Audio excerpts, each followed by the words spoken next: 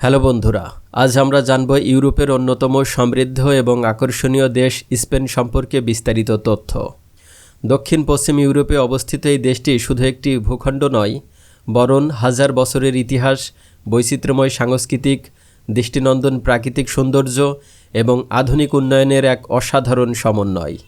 ভূমধ্যসাগরের নীল জলরাশি, আটলান্টিক মহাসাগরের বিস্তৃত উপকূল, পাহাড়ি অঞ্চল, সবুজ প্রান্তর এবং ঐতিহাসিক শহর, সব মিলিয়ে স্পেন যেন এক জীবন্ত Chitrapat. Madrid, Barcelona, civil, Valencia প্রতিটি শহরে রয়েছে নিজস্ব ঐতিহ্য ও বৈশিষ্ট্য। স্পেনের পরিচিতি শুধু তার সৌন্দর্যের সীমাবদ্ধ নয়, এটি ইউরোপের অন্যান্য শক্তিশালী অর্থনৈতিক, বিশ্ববিখ্যাত ফুটবল ক্লাব, ঐতিহ্যবাহী উৎসব এবং শিল্প সংস্কৃতির এক কেন্দ্র। কিন্তু স্পেনের গল্প সাফল্যের নয়, এখানে রয়েছে সাম্রাজ্যের উত্থান এবং পতন, গৃহযুদ্ধ, রাজনৈতিক পরিবর্তন, অর্থনৈতিক সংকট এবং পুনর্জাগরণের একটি ইতিহাস। তাহলে কেমন এই স্পেন?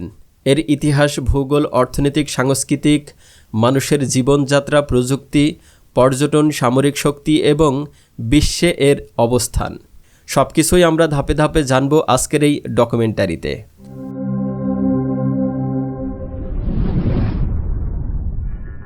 স্পেনের রাজধানীর নাম মাদ্রিদ। এই শহরটি দেশটির রাজনৈতিক, অর্থনৈতিক এবং সাংস্কৃতিক কেন্দ্র। ইউরোপের অন্যতম গুরুত্বপূর্ণ মহানগরী হিসেবে মাদ্রিদ আধুনিক এবং ঐতিহ্যের এক চমৎকার মেলবন্ধনের শহর। মাদ্রিদে রয়েছে রাজপ্রাসাদ, পার্লামেন্ট, সুপ্রিম কোর্ট এবং গুরুত্বপূর্ণ সরকারি দপ্তর। এখান থেকেই সামরিক কার্যক্রম পরিচালিত হয়। অর্থনৈতিক দিক থেকেও মাদ্রিদ অত্যন্ত শক্তিশালী। এখানে রয়েছে বড় বড় ব্যাংক, বহুজাতিক কোম্পানি, স্টার্টআপ এবং ব্যবসা প্রতিষ্ঠান। শহরটি স্পেনের অর্থনীতির প্রাণকেন্দ্র হিসেবে পরিচিত। শিক্ষাক্ষেত্রে মাদ্রিদ একটি গুরুত্বপূর্ণ কেন্দ্র। বিভিন্ন বিশ্ববিদ্যালয়, গবেষণা প্রতিষ্ঠান এবং প্রযুক্তি কেন্দ্র এখানে অবস্থিত। গত কয়েক দশকে মাদ্রিদের অবকাঠামো উন্নয়নের ব্যাপক পরিবর্তন এসেছে। আধুনিক মেট্রো রেল, দ্রুতগতির ট্রেন, উন্নত সড়ক এবং বিমানবন্দর শহরটিকে ইউরোপের অন্যতম সংযুক্ত নগরীতে পরিণত করেছে। তবে বড় শহরের মতো এখানেও রয়েছে কিছু চ্যালেঞ্জ: যানজট, জীবনযাত্রার ব্যয় বৃদ্ধি এবং পরিবেশগত চাপ। তবুও উন্নয়নের ধারাবাহিকতায় মাদ্রিদ একটি বিশ্বমানের শহরে পরিণত হয়েছে। ভৌগোলিক অবস্থান থেকে স্পেন ইউরোপের আইবেরিয়া দ্বীপে অবস্থিত। এর পশ্চিমে রয়েছে পর্তুগাল, উত্তরে ফ্রান্স এবং দক্ষিণে ভূমধ্য সাগর এবং আফ্রিকার নিকটবর্তী অঞ্চল রয়েছে। দেশটির মোট আয়তন প্রায় 5,05,990 বর্গ কিলোমিটার, যা ইউরোপের বড় দেশগুলোর মধ্যে একটি। স্পেনের ভৌগোলিক বৈচিত্র্য অত্যন্ত সমৃদ্ধ। পাহাড়, নদী, উপকূল, সমতল ভূমি সবই এখানে রয়েছে। এই বৈচিত্র্য কৃষি, পর্যটন এবং জীবন বৈচিত্র্যের গুরুত্বপূর্ণ ভূমিকা পালন করছেন স্পেনে। স্পেনের মোট জনসংখ্যা প্রায় 47 মিলিয়ন। এখানে প্রধানত খ্রিস্টান ধর্মাবলম্বীর মানুষ বসবাস করে, তবে মুসলিম, ইহুদি এবং অন্যান্য ধর্মের মানুষও এখানে রয়েছে। দেশটি একটি বহু সাংস্কৃতিক সমাজ। এখানে বিভিন্ন ভাষা এবং সংস্কৃতি সহ অবস্থানে রয়েছে।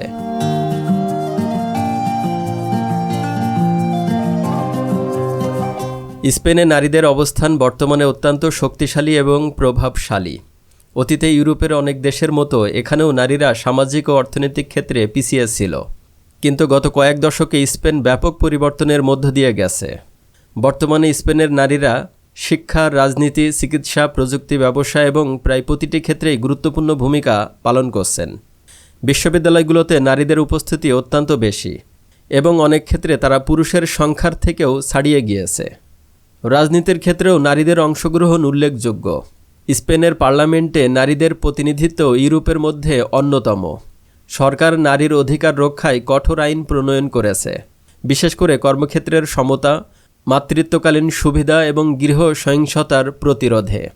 স্পেনের নারী পুরুষ সমতার বিষয় শুধু আইনে নয়, সামাজিকভাবেও ব্যাপকভাবে গ্রহণযোগ্য। কর্মক্ষেত্রে নারী নেতৃত্ব এখন খুবই স্বাভাবিক বিষয়। অনেক বড় কোম্পানির নেতৃত্বে এখন নারীরা রয়েছে। তবে এখনও কিছু চ্যালেঞ্জ রয়েছে সে দেশে, যেমন বেতন বৈষম্য এবং কিছু ক্ষেত্রে সামাজিক দৃষ্টিভঙ্গির পার্থক্য। কিন্তু সামগ্রিকভাবে বলা যায় স্পেনের নারীরা ক্ষমতায়নের ক্ষেত্রে বিশ্বের অন্যতম অগ্রগামী দেশের তালিকায় রয়েছে। স্পেনের প্রধান ভাষা হলো স্প্যানিশ, যা বিশ্বের অন্যতম বহুল ব্যবহৃত ভাষা। এটি শুধু স্পেনেই নয়, ল্যাটিন আমেরিকার অনেক দেশেও ব্যবহৃত হয় এই ভাষা। তবে স্পেনের ভাষাগত বৈশিষ্ট্যও খুবই সমৃদ্ধ। কাতালোনীয় অঞ্চল কাতালান ভাষা, ব্যাঙ্কো অঞ্চলে ব্যাঙ্কো ভাষা এবং গ্যালিসিয়ায় গ্যালিসিয়ান ভাষা প্রচলিত। এই ভাষাগুলো শুধু কথ্য নয়, শিক্ষা ও প্রশাসনেও ব্যবহৃত হয়। স্পেন বিশ্বের অন্যতম জনপ্রিয় পর্যটন গন্তব্য। এখানে রয়েছে অসংখ্য ঐতিহাসিক এবং আধুনিক স্থাপত্য। বার্সেলোনার সাগ্রাদা ফ্যামিলিয়া, গ্রেনাডার আলহাম্বা, মাদ্রিদের রাজপ্রাসাদ, এসব স্থাপনা শুধু স্থাপত্য নয়, ইতিহাসের জীবন্ত নিদর্শন। এছাড়া স্পেনের সমুদ্র সৈকত, পাহাড়ি অঞ্চল এবং গ্রামীণ সৌন্দর্য পর্যটকদের বিশেষভাবে আকর্ষণ করে। তাই প্রতি বছর এদেশে লক্ষ লক্ষ পর্যটন ভ্রমণে আসে। স্পেনের জীবনযাত্রার মান ইউরোপের উন্নত দেশগুলোর মধ্যে অন্যতম। এখানে স্বাস্থ্যসেবা অত্যন্ত উন্নত এবং অধিকাংশ ক্ষেত্রে সরকারি ব্যবস্থার মাধ্যমে সহজলভ্য। শিক্ষা ব্যবস্থাও শক্তিশালী এবং আন্তর্জাতিক মানসম্পন্ন। সরকারি স্কুল এবং বিশ্ববিদ্যালয়গুলোতে কম খরচে উন্নত মানের শিক্ষা ব্যবস্থা পাওয়া যায়।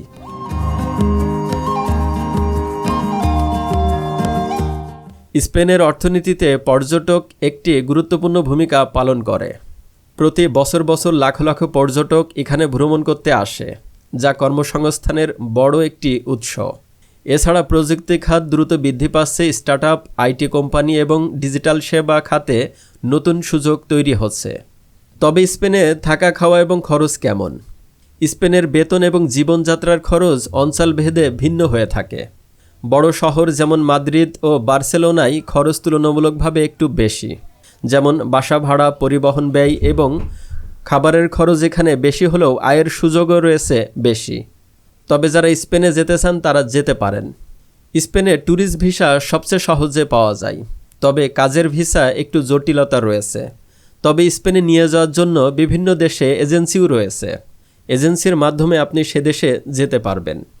তবে অনেকেই ট্যুরিস্ট ভিসায় গিয়ে সে দেশে কাজ করতেও শুরু করে। এদিকে ছোট শহর ও গ্রাম অঞ্চলে খরচ কিছুটা কম, কিন্তু আয়ের সুযোগও তুলনামূলকভাবে কম। তবে সামাজিক সুবিধা যেমন স্বাস্থ্যসেবা, শিক্ষা ব্যবস্থা অনেক ক্ষেত্রে খরচ কমিয়ে দেয়। স্পেন ইউরোপীয় ইউনিয়নের সদস্য হওয়ায় এখানে অভিবাসন নীতির সুসংগঠিত রয়েছে। কাজ, পড়াশোনা এবং ব্যবসার জন্য বিভিন্ন ধরনের ভিসা পাওয়া যায়। বিশেষ করে দক্ষ কর্মীদের জন্য সুযোগ রয়েছে।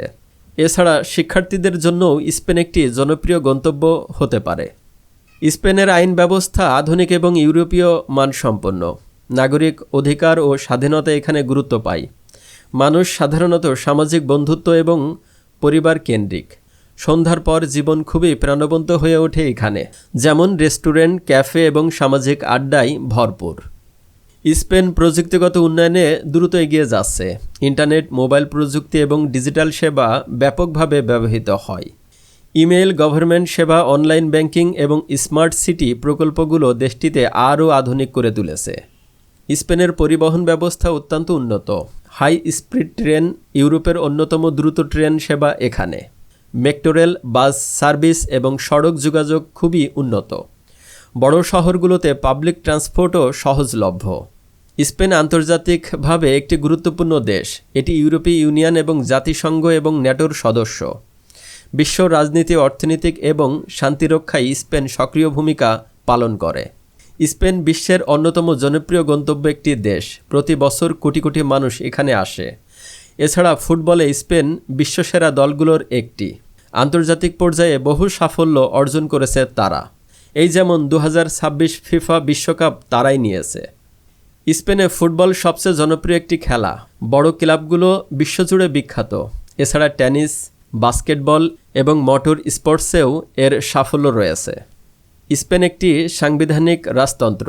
এখানে রাজা রাষ্ট্রপ্রধান হলেও সরকার পরিচালনা করে নির্বাচিত প্রধানমন্ত্রী। গণতান্ত্রিক ব্যবস্থা শক্তিশালী এবং জনগণের অংশগ্রহণ উল্লেখযোগ্য। স্পেনের সামরিক বাহিনী আধুনিক এবং প্রশিক্ষিত। সেনাবাহিনী, নৌবাহিনী এবং বিমান বাহিনী নিয়ে এটি গঠিত। ন্যাটো জোটের সদস্য হিসেবে আন্তর্জাতিক নিরাপত্তায় স্পেন গুরুত্বপূর্ণ ভূমিকা পালন করে। স্পেনের কোন বিষয়টি আপনার সবচেয়ে ভালো লেগেছে এবং আগামীতে কোন দেশ নিয়ে ডকুমেন্টারি চান সে বিষয়ে মন্তব্য এবং আপনার মূল্যবান মতামত কমেন্টস বক্সে লিখতে পারেন। এখনও পর্যন্ত যারা ভিডিওতে একটি লাইক দেন নাই, দয়া করে একটি লাইক করে দিবেন এবং please hit the subscribe button, press the bell icon for more video update.